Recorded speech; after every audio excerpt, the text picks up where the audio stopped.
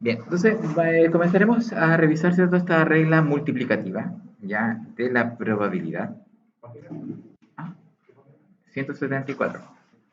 ¿Ya? Y vamos a partir, ¿cierto?, con un ejercicio ejemplo, ¿ya? Que dice que, bueno, en una fiesta, un mago muestra 5 cartas, ¿cierto?, como las que se ven ahí en la imagen, y se les pide que saquen, ¿cierto?, 2 cartas, pero sin reposición. Es decir, ¿cierto?, que las saca y no las devuelve, ¿ya? Y se considera los siguientes eventos, ¿ya? El primer evento es que en la primera cartita que saque, esta sea el as, ¿cierto? El A. Y la segunda probabilidad es que la segunda carta que saque sea el 10, ¿ya? Entonces, considerando un conjunto de pares ordenados, ¿cierto? En que la primera coordenada representa la primera extracción y la segunda coordenada la segunda extracción, ¿cuáles son los conjuntos formados por los eventos A y B del experimento? ¿Cuál es la probabilidad del evento A intersectado con B? ¿Y cuál es la probabilidad de que ocurra solamente el evento A? ¿Observas alguna relación entre las probabilidades de los eventos A y B y la intersección de los eventos? Entonces, si nosotros nos ponemos a analizar, ¿cierto? ¿Cuáles van a ser, por ejemplo, el evento A? ¿Cuál sería como la probabilidad de que el evento A se cumpla?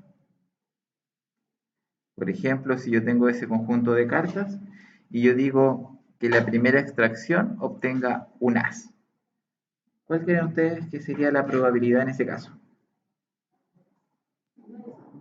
Una de 5, ¿cierto? ¿Por qué? Porque yo tengo solamente un as posible, que sería en mi caso favorable, de un total de 5 cartas. Bien, entonces, si nosotros consideramos como ejemplo lo que muestra la imagen, vemos claramente que yo tengo uno de 5, ¿cierto?, de poder obtener un as, ¿ya? Ahora, siguiendo la lógica que ahí dice que es sin reposición, por lo tanto, la primera extracción, saco la carta y me la quedo. Ahora, el evento B dice, en la segunda extracción, ¿cuál sería la probabilidad de obtener un 10? Una de 4, ¿cierto? ¿Por qué? Porque como ya extraje una carta y no la devolví, ya no tengo 5 cartas. Ahora tendría 4. Entonces la probabilidad ahora de obtener un 10 aumenta, ¿cierto? Aumenta a un cuarto, ¿sí? Y así sucesivamente va a ir aumentando a medida que yo saque más cartas. ¿Bien? Entonces, considerando eso, eh, los conjuntos, ¿cierto? Bueno, ahí estamos claros, ¿cierto? Los conjuntos, ¿cierto?, de los eventos A y B del experimento sería, bueno, del conjunto A sería, obviamente, las 5 cartas, 10, J, Queen, acá y serías, y del segundo evento ya tendríamos que considerar solamente 4, ¿sí? Porque ya como sacamos una carta, sacamos supuestamente las, ya el conjunto de la segunda, del segundo evento B ya vendría siendo 10, J, Queen, acá y ¿ya? Ahora, ¿cuál sería la probabilidad de que ambas cosas sucedan? ¿Cuál sería la probabilidad de que suceda el A y que además suceda lo del 10? ¿Cómo podríamos calcular esa intersección que allí vemos? ¿Cuál sería como la probabilidad del evento intersección? ¿2 de 5? ¿2 de 10? ¿Cómo podríamos calcular eso? En total, al principio eran 5 cartas. Con la extracción del evento A, saco y tendría 1 de 5. Y con el evento B tendría 1 de 4. ¿Perdón? ¿Una de 9 o 2 de 9? No necesariamente, ¿ya? Y ahí es donde vamos a ver la probabilidad de la multiplicación. ¿Por qué? Porque resulta que nosotros dijimos, clases anteriores, que cuando yo tengo un A unido con B, esto era suma, ¿cierto? Era la suma del A más la del B menos la intersección, ¿ya? Pero cuando tengo solamente la intersección, en vez de una suma, esta va a ser una multiplicación. ¿Ya? Entonces, cuando a mí me están pidiendo, por ejemplo, la probabilidad de A intersectado con B, me están pidiendo básicamente la multiplicación entre ambas probabilidades. ¿Ya? O sea, yo tendría que multiplicar la probabilidad de A por la probabilidad de B. Y ahí yo tendría la probabilidad de que ocurran ambas cosas simultáneamente. ¿Ya? Ahora, eso lo vamos a trabajar un poquito más, ya para que después veamos casi Benja, casi, porque ahí tenemos que multiplicar. ¿Ya? Ahora, bueno, la probabilidad de que solamente ocurra el evento A, ya lo vimos, ¿cierto? Que era 1 de 5. ¿Ya? Y bueno, vamos a ver algo un poquito más fácil, ya que es en relación a las moneditas, ¿ya? Y así nos vamos a dar cuenta, ¿cierto? Tal vez cómo nosotros vamos a encontrar más fácil, ¿cierto? Estas probabilidades. Por ejemplo, si quiere calcular la probabilidad de obtener dos caras al lanzar dos veces una moneda al aire, ¿ya? Lanzo una vez, lanzo dos veces y después obtengo cara y cara, ¿ya? Ese es como el experimento que uno quiere lograr, ¿bien? Entonces, nos pide, ¿cierto?, que generemos un diagrama de árbol, ¿ya? Recordemos que los diagramas de árbol eran estas situaciones donde yo voy desglosando todas las probabilidades, todos los posibles resultados que yo tenga. Y por ejemplo, en este caso, cuando tengo la monedita, cuando la lanzo por primera vez, voy a tener dos casos, o que caiga cara o que caiga sello, ¿cierto? Entonces, eso es lo que tenemos como las primeras ramitas, ¿cierto?, de nuestro diagrama de árbol. Luego, si yo obtuve cara en el primer lanzamiento, para el segundo voy a tener también dos opciones, que sea cara nuevamente o que sea sello. Entonces ya hasta ahora tengo dos posibles resultados. Tengo que sea cara a cara o que sea cara a sello. ¿Ya? Ahora, por otro lado, si cuando yo nací la primera vez esta salió sello, también tengo dos posibles resultados al lanzar por segunda vez, que en este caso sería cara y sello nuevamente. Entonces ahí yo podría tener nuevamente dos resultados más, que sería sello cara y sello sello. Entonces en total, yo voy a tener cuatro casos posibles al momento de lanzar dos veces una moneda. ¿Ya? Los cuatro casos posibles que yo podría obtener al lanzar dos veces una moneda serían obtener dos caras, primero una cara y después un sello, o primero un sello y después una cara, o tener dos sellos. ¿Ya? No voy a tener otra opción. Estas son las cuatro que voy a obtener. ¿Ya? Es imposible que tenga otra distinta. ¿Ya? Entonces, por eso es importante poder calcularlo, ¿cierto? Para yo saber cuánto es el total, ¿cierto? De las veces o total de casos posibles, ¿ya? Ahora, tengo que ahora buscar cuál es la probabilidad de que esto sea favorable para mí, ¿ya? ¿Y cuál es lo que me piden? Me piden calcular, en este caso, obtener dos caras. Entonces, tengo que ver que de estos cuatro caminos, en cuál de estos cuatro caminos hay dos caras. Y en este caso, va a haber solamente uno, que es el primero que tengo arriba, donde tengo cara y después cara. Entonces, como tengo uno solo favorable de un total de cuatro, yo voy a decir que la probabilidad de obtener dos caras al lanzar una moneda es de un cuarto. ¿Ya? Y así yo lo voy a definir tanto como diagrama de árbol como también de manera ahí análoga.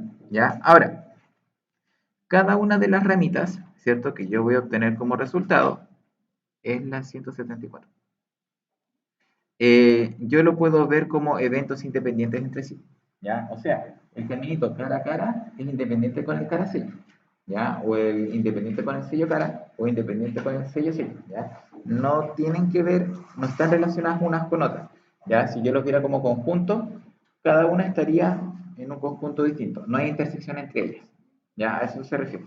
Por lo tanto, significa que como estos son sucesos independientes, ¿ya?, que no dependen entre sí, ¿ya? La probabilidad que se obtiene, la probabilidad de esto se va a obtener al multiplicar las probabilidades de los eventos de obtener cara y de obtener sello. O sea, en otras palabras, si yo quiero calcular la probabilidad de obtener dos caras al lanzar dos veces una moneda, primero tengo que pensar, si yo la lanzo una vez, ¿cuál es la probabilidad de obtener cara? Un medio, 50 y 50, ¿cierto? Ahora, si yo tomo la moneda no y la lanzo de nuevo, ¿cuál es la probabilidad de obtener cara sello? También un medio, ¿cierto? Entonces, como son eventos independientes, yo simplemente puedo multiplicar un medio por un medio y me va a dar un cuarto, ¿cierto? Porque recordemos que la multiplicación de fracciones se multiplica hacia el lado. Entonces yo digo 1 por 1, 1, 2 por 2, 4. Ahora, si yo quiero obtener, por ejemplo, tres caras al lanzar tres veces una moneda, simplemente multiplico de nuevo por un medio. Entonces digo un medio multiplicado por un medio multiplicado por un medio. ¿Por qué? Porque son eventos independientes. El hecho de lanzar una moneda una vez, dos veces, tres veces, cuatro veces, no depende del resultado anterior. ¿Cierto? Entonces, si yo quiero obtener cara, cara, sello, lanzo la moneda, cara, un medio. Lanzo la moneda, cara, un medio. Lanzo la moneda, sello, un medio también. Entonces, ¿eso cuánto me va a dar? 1 de 8. Porque yo tengo que multiplicar 1 por 1 por 1, 2 por 2 por 2. ¿Se entiende? Entonces, son eventos independientes entre sí. El tema, por ejemplo, del lanzamiento de la moneda. ¿Ya? No va a depender, ¿cierto?, del resultado anterior. ¿Ya? Si yo, por ejemplo, lanzo me da sello, no me sirve, pero si yo busco cara, va a ser un medio. Y así yo puedo obtener, ¿cierto?, de una manera más rápida, ¿ya? Y a veces sí la necesidad de generar diagramas de árbol, porque a veces un diagrama de árbol a mí me va a, bueno, me va a facilitar porque es visual, ¿ya? Y yo puedo ir dibujando los caminitos y pintando cuál me conviene, cuál no, pero muchas veces el espacio muestral es tan grande, ¿ya? Imagínense ya que ya, yo lanzo dos monedas, tengo cuatro opciones, eso es poco. Pero si yo lanzo dos dados, voy a tener 36 opciones al tiro, ¿ya? Y si yo saco dos cartas de dos mazos, ya cada mazo tiene 52 cartas. Si ya voy a tener eh, 52 veces 52, ¿ya? Entonces ahí ya nos complicaría demasiado, ¿cierto?, nuestro espacio muestral. Entonces, claro, para eventos chiquititos, como cara, que son dos opciones, ya 50 y 50, no voy a tener tanta dificultad al momento de lanzar una vez, dos veces, tres veces, cuatro veces, cinco veces la moneda.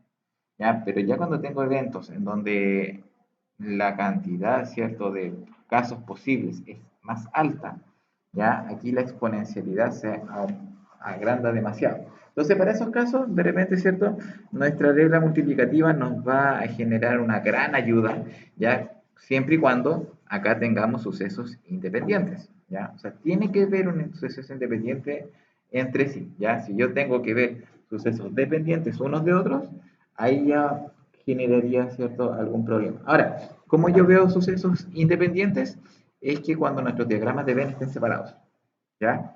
Si yo veo sucesos en donde el diagrama de Venn tiene intersección, significa que esos son sucesos dependientes entre sí, ¿ya? Y ahí yo no podría multiplicar uno con otro, ¿ya? Ahí ya tendría que generar otra, otra fórmula que la vamos a ver la siguiente semana, ¿ya? Que tiene relación con la probabilidad condicional, ¿ya? Pero en el caso de suceso independiente, que es básicamente como lo más fácil, ¿ya? Vamos a hallar, ¿cierto?, esta fórmula que está acá, ¿ya? En donde dice que, ojo, y lo dice en negrilla, cuando dos eventos son independientes, o sea, sí o sí tienen que ser independientes, ¿ya? La probabilidad de mi intersección, ¿ya? O sea, de que ocurra A y de que ocurra B, ¿cierto? Porque recuerden que la intersección es una I, ¿cierto? Que ocurra lo primero y lo segundo, ¿ya? Va a ser simplemente la multiplicación de estas dos probabilidades, ¿ya? O sea, va a ser multiplicar la probabilidad de que suceda el primero,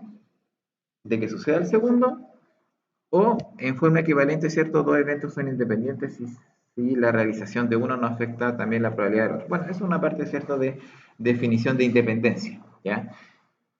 Ahora, esta propiedad, ¿cierto?, se conoce como la regla multiplicativa de la probabilidad, ¿ya? Y en este caso va a ocurrir, ¿cierto?, siempre y cuando los eventos sean independientes, ¿ya? Ahora, si los eventos son dependientes, ahí más adelante, ¿cierto?, la otra semana vamos a ver cómo se trabaja la fórmula para los eventos dependientes, ¿ya? Y que en realidad la fórmula de los eventos dependientes tal vez nos va a servir a nosotros para trabajarlo de una forma general, ¿ya? Porque, por ejemplo, para esta fórmula tenemos que fijarnos sí o sí de que sea independiente, ¿ya? En cambio, con la otra fórmula va a dar lo mismo.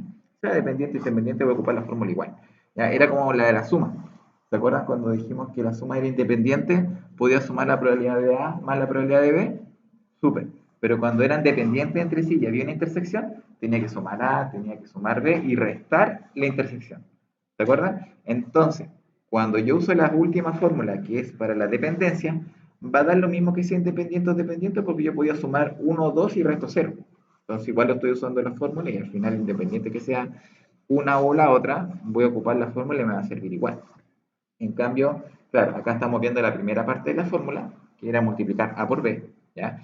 Pero cuando ya veamos la parte, entre comillas, final, ¿cierto? De toda esta forma de suceso dependiente, ahí ya nosotros tenemos que aplicar, ¿cierto? Esta segunda fórmula. Pero primero juguemos con esto, ¿cierto? Veamos más ejemplos para ver cómo se utiliza y para que veamos en qué casos yo la voy a utilizar, ¿ya?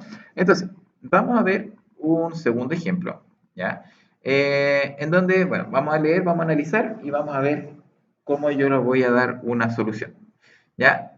Dice, en una ciudad, la probabilidad de que ocurra un accidente cuando llueve es de un 15% y cuando hay buen tiempo es de un 4%.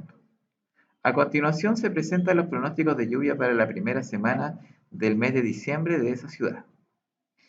Día lunes hay un 10% de probabilidad de lluvia, día martes un 25%, día miércoles un 40%, jueves un 70% y viernes un 30% de probabilidades de lluvia.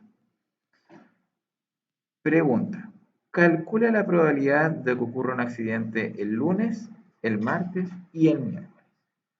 ¿Ya? Ahora, antes de eso, ¿usted cree que eso es verdad? ¿De que la probabilidad de cuando llueve aumenta a diferencia de un día soleado? Ustedes que de repente ven en redes sociales, ahora que está tan masificado el tema de las emergencias, ¿cierto?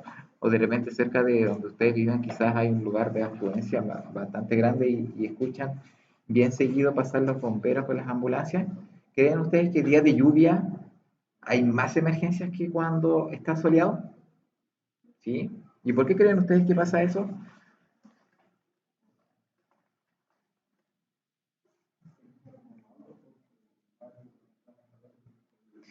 Ya, perfecto. Las condiciones del camino, ¿cierto? Cuando llueve, la condición del camino para un neumático, ¿cierto? Es más probable, ¿cierto? Que no reaccione, ¿cierto? De la forma adecuada. Por ejemplo, cuando no frena, se resbala, ¿cierto? Ya. ¿Y qué otro factor creen ustedes que podría ser, aparte de la calidad, ¿cierto? Por así llamarlo, de las calles?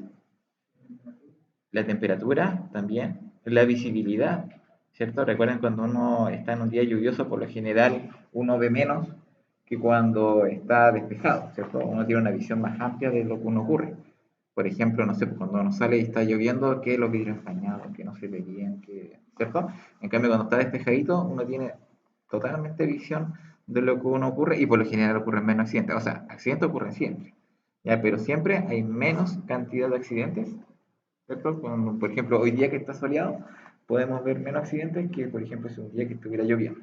¿Ya? Y de hecho, por lo general, nosotros igual nos damos cuenta en el colegio que tenemos bomberos acá al lado que día de lluvia, por lo general, siempre están sonando una vez o dos veces al día, ya por posibles emergencias, ¿cierto? Entonces, claramente, el conductor, cuando está lloviendo, tiene que estar más atento, ¿cierto?, a las condiciones del camino, a la visibilidad, ¿cierto? Entonces, y por lo general, no sé, uno está como más atento a las condiciones climáticas. Bien, ahora, pero vayámonos al problema. ¿Cómo nosotros podríamos calcular la probabilidad de que ocurra un accidente, por ejemplo, el lunes? ¿Cómo creen ustedes que nosotros podríamos calcular esa probabilidad? A ver, ¿qué tendríamos que hacer para calcular la probabilidad de que ocurra un accidente, por ejemplo, el lunes?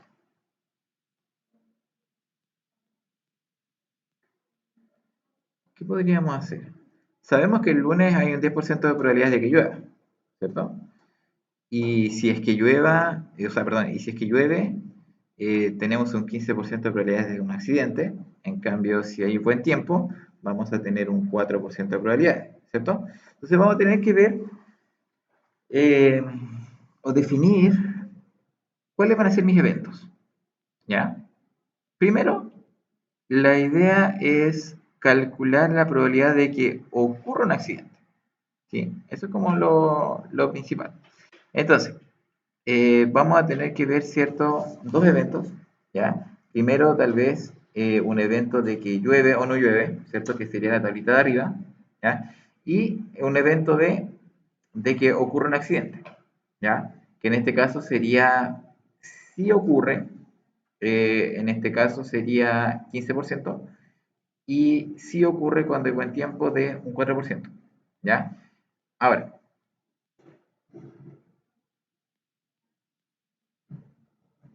veamos más abajito. Para calcular, por ejemplo, la probabilidad de que ocurra un accidente el día lunes, ¿ya?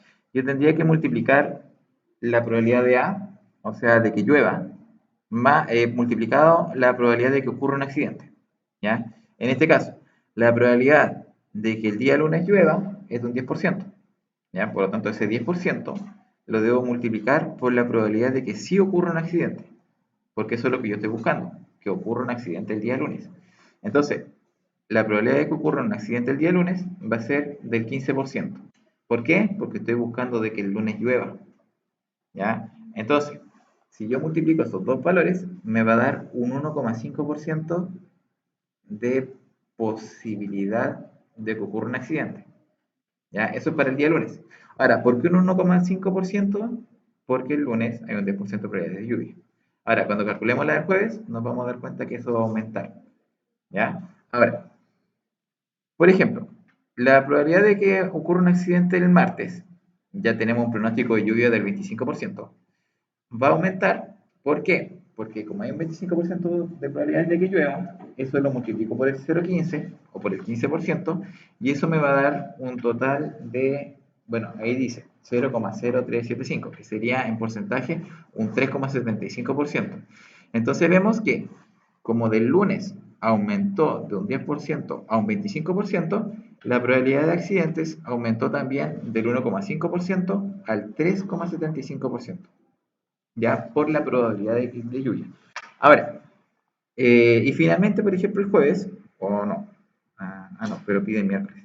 Bueno, miércoles, la probabilidad de lluvia aumenta también un 40%, ya lo que al multiplicar, ¿cierto? La probabilidad del 40% por la del 0,15 aumenta al 6%, ya, de las probabilidades de que ocurra un accidente, ¿cierto? En caso de el día miércoles. Ahora, ¿por qué siempre se ocupa el 0,15 y no se ocupa el 0,4 o el 0,04? ¿Cierto? Que es este 4% de acá. Porque si bien es cierto al principio de nuestro problema, nos están diciendo, ya, cuando llueve hay un 15%, pero cuando no llueve hay un 4%, ¿cierto? Entonces, ¿por qué resulta que a nosotros nos están, o estamos, ¿cierto?, en un comienzo calculando solamente con el 0,15 y no nos están preguntando sobre el 0,4? ¿Qué creen ustedes? ¿Por qué no se está haciendo énfasis en eso? ¿Por qué creen que yo no podría multiplicar, por ejemplo, el 0,1 con el 0,04?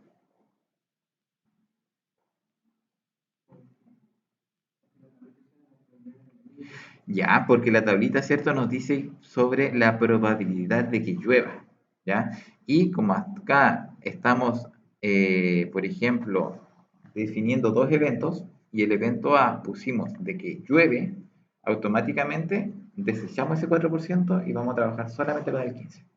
¿Ya? Ahora, si la probabilidad del evento A fuera está soleado, ya no vamos a ocupar el 0,15, vamos a ocupar el 4%, ¿cierto? Que es el 0,04, ¿ya? Pero eso va a depender obviamente del contexto, ¿cierto?, que nosotros estemos dando y de repente ir discriminando, ¿cierto?, cuál es la información que a mí me sirve y cuál es la información basura que yo no voy a tener que ni siquiera mirar, ¿ya? Entonces eso va a depender mucho, ¿cierto?, del contexto. Ahora, ¿por qué aparece toda la información? Porque perfectamente, como acá se preguntó, calcular la probabilidad de que ocurra un accidente el día lunes, martes y miércoles, súper. Pero también, por ejemplo, no puede dar una condición de que, por ejemplo, si el día está soleado, ¿cuál es la probabilidad de que ocurra un accidente? ¿Ya? Entonces ahí sí tenemos, ¿cierto?, la otra probabilidad. Bien, ahora, dígame, ¿sí? Bien, veamos la siguiente. Dice, en el aniversario de una tienda, un cliente participa en dos concursos, ¿ya? En el primero tiene 0,005 posibilidades de resultar el ganador. Y si la posibilidad de que gane en ambos concursos sea la del 0,00012, ¿cuál es la probabilidad de que la persona gane en el segundo concurso en el que participa? Entonces, primero, estos son eventos independientes, ¿cierto? Porque está participando en un concurso y está participando en un segundo concurso. Ya eso no tiene nada de relación de que si gana en uno no va a ganar en el otro, o si gana en el otro, no, puede ganar perfectamente los dos. ¿Ya? Ahora, como tenemos la probabilidad de que ocurra el primero y tenemos el resultado de la multiplicación, simplemente para averiguar la probabilidad del segundo tendríamos que dividir el primero, o sea, el resultado final con el primero para obtener, ¿cierto?, nuestra probabilidad para obtener, ¿cierto?, un premio en el segundo concurso. ¿Ya? Esto es básicamente como si nosotros tuviéramos una ecuación sencilla. ¿Ya? Ahora, ¿por qué? Y es acá, ¿cierto?, donde está resultando todo. Porque dice que la probabilidad de que ocurran ambos sucesos, de que gane en el primero y que gane además en el segundo, ¿cierto?, de que ganen en ambos, es de un 0,00012, ¿cierto?, que sería nuestra intersección. ¿Ya? Y en el primero, sabemos que él ya tiene una posibilidad de ganar del 0,005, pero nos falta la probabilidad de que gane en el segundo sorteo. ¿Ya? Entonces, como yo ya sé cuánto es lo que va a ganar en el sorteo, en ambos sorteos, ¿cierto? La probabilidad de que gane los dos premios, simplemente ese 0,005 que está multiplicando la probabilidad de B, la paso dividiendo. ¿Sí? Entonces, así como una ecuación de primer grado, simplemente yo tengo que dividir el 0,00012 dividido 0,005 y me va a dar un total del 0,024. Y ese 0,024 es la probabilidad de que él gane en el segundo sorteo. ¿Ya? Entonces, en este caso, la probabilidad de que gane es de 24 partidos en 1000. ¿Ya? Ahora, la probabilidad de que ganara el primero era de 5 en 1000. ¿Ya? Y la del segundo 24 en 1000. Y de que gane los dos sería 12 de 100.000. ¿Ya? Ahora, ¿cómo se calcula esto? Transformándolo a número fraccionario. Ya recordemos que queda, por ejemplo, por ejemplo, reemplazar ese 0,00012, escribimos solamente el 12 y lo partimos un 1 y todos los ceros tengan el decimal. Ya como ahí el 0,00012 tiene 5 números, colocamos un 1 y 5 ceros. Eso sería 100.000. Ya recordemos también ahí esas formas en cómo yo podía transformar los decimales en números fraccionarios. Bien, ahora, esta primera parte, ya, que es la que estamos, ¿cierto?, terminando de revisar ahora, es la que nosotros vamos a utilizar para generar, ¿cierto?, nuestra actividad, ¿ya? Ahora, como ustedes saben, o como ustedes pueden ver, primero hay que, ¿cierto?, determinar de que nuestros eventos, ¿cierto?, sean independientes entre sí, ¿ya? ¿Para qué? Para poder calcular la probabilidad de cada uno de ellos y poder multiplicar esas fracciones, ¿ya? O esas probabilidades y así obtener, ¿cierto?, un resultado que va a ser nuestra intersección, ¿ya? Ahora, ¿qué es lo que ustedes van a realizar? Ustedes, vamos a ver acá, van a realizar las actividades que están en la página 132 y 133 de nuestro cuadernillo de ejercicios, ¿ya? Que habla, ¿cierto?, de la primera parte de la regla multiplicativa de la probabilidad, ¿ya? Y acá nosotros vamos a ver, ¿cierto?, cómo esta está siendo aplicada. Por ejemplo, acá en la probabilidad, por ejemplo, de que tengamos, por ejemplo, un menú en un restaurante, ¿cierto? Y queramos, ¿cierto?, escribir, ¿cierto?, la probabilidad que corresponde en cada caso. Por ejemplo, de escoger de que llegue un cliente y cuál es la probabilidad de que este cliente quiera servirse una sopa, de plato de fondo quiera pescado y de postre que era flan. ¿Ya? Entonces, ¿cuál es la probabilidad, cierto, de que esto ocurra? ¿Ya? Porque como ustedes saben, de repente cuando uno tiene un restaurante, o uno, por ejemplo, puede hacer el trabajo de un restaurante y llega un cliente, uno no sabe lo que va a pedir, ¿cierto? Entonces, ahí entramos en las probabilidades de lo que yo le ofrezco. Entonces, por ejemplo, a él le puedo ofrecer de entrada una sopa o una ensalada. Tal vez si el día está bonito y hace calor, va a querer una ensalada. Si hace frío y está lloviendo, tal vez quiere la sopa. ¿Ya? Pero eso va a depender obviamente de un factor externo. Pero si, por ejemplo, es un día neutro y quiera llegar, la probabilidad de que elija sopa es del 50%, ¿cierto? Porque tiene dos opciones. ¿Sí? Entonces ahí tendría un medio. Entonces eso es lo que nos está indicando acá. Que nosotros digamos, ¿cierto? ¿Cuál es la probabilidad, por ejemplo, de que coja sopa? ¿Ya? Ahora, después, independiente de lo que haya escogido, ya sea sopa o ya sea ensalada, ¿cuál sería la probabilidad de que escoja pescado? Siendo que tiene como opción de plato fondo tortillas, vegetales y pescado. Una entre tres, ¿cierto? Entonces ahí nosotros vamos completando, ¿cierto? Nuestra tablita y vamos a ir dándole, ¿cierto? Las posibilidades, ¿cierto? Entre lo que ofrece, ¿cierto? Este restaurante, ¿ya? Entonces ahí vamos llegando, ¿cierto? Las probabilidades correspondientes.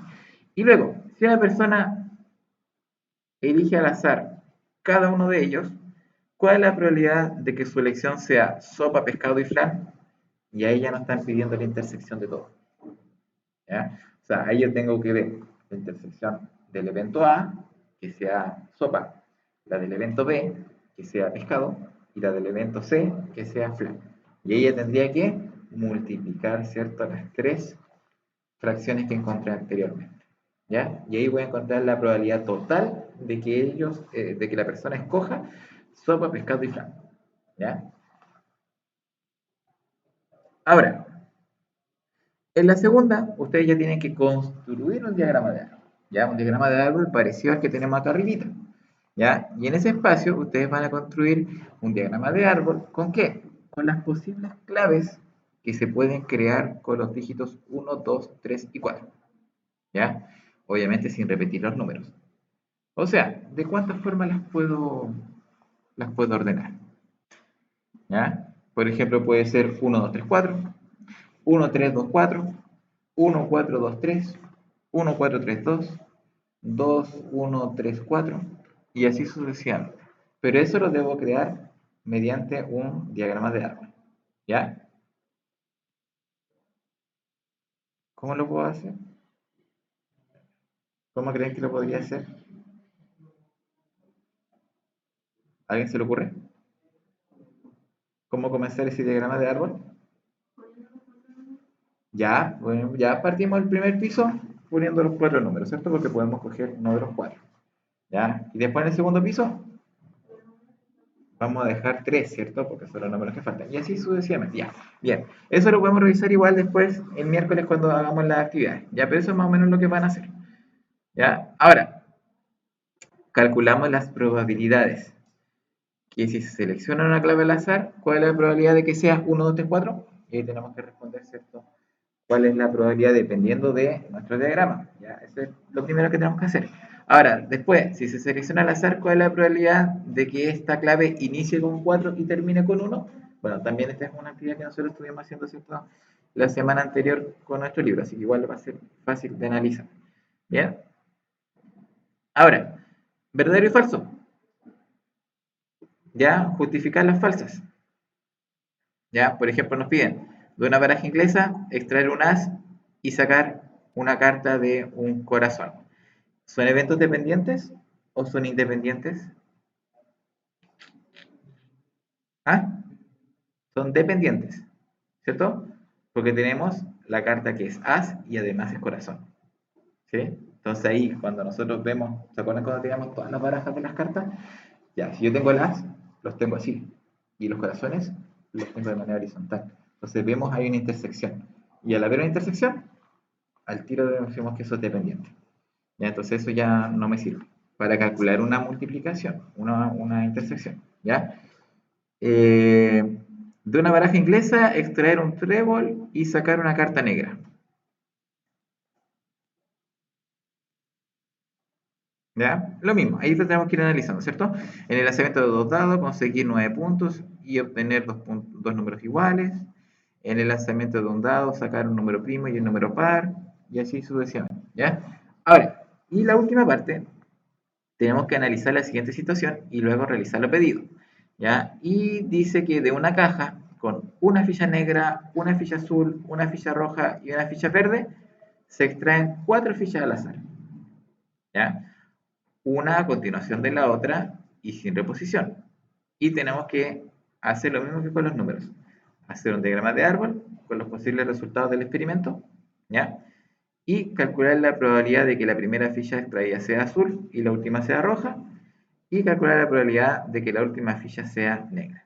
Bien, entonces eso es más o menos lo que vamos a comenzar, ¿cierto? Nosotros a trabajar, ¿cierto? Con nuestra actividad de la próxima semana, ¿ya? Ahora, como yo les decía, este contenido es un poco más complejo que el del anterior, el de la suma y resta, ¿ya? Al igual que el de los diagramas de Venn, ¿ya? Este tiende a ser un poquito, ¿cierto? Más abstracto.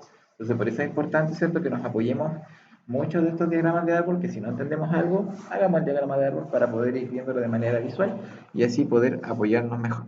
¿Bien?